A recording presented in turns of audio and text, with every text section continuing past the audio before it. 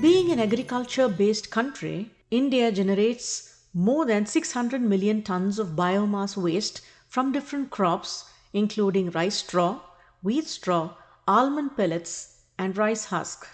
The farmers in the area of Punjab, Haryana, Uttarakhand, UP, they are burning the stubble in the field. So NPL is trying to develop the technology. How can we reduce this stubble burning by using this stubble as a source of renewable energy?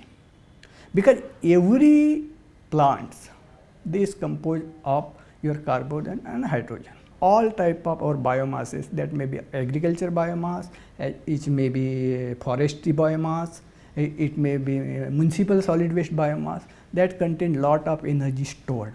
So how this energy can be converted into generation of electricity? While on the one hand, the burning of rice straw in the field poses a lot of environmental, health and economic issues, on the other hand, it is a good renewable source of energy. And so, we convert this crop stubble into a useful raw material that is used along with coal in thermal power plants.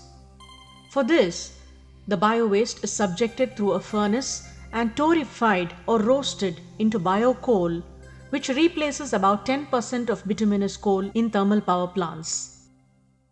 Carbon dioxide in the environment, that is captured due to the photosynthesis method, and when we are burning, that is released.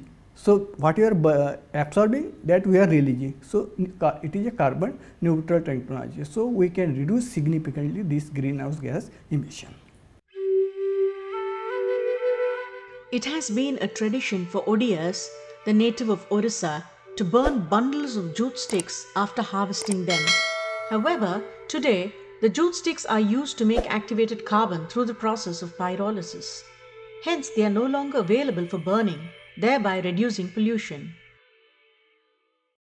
Jute sticks are mixed in an acidic medium and transferred into a rotary heating furnace where it converts into activated carbon under controlled conditions.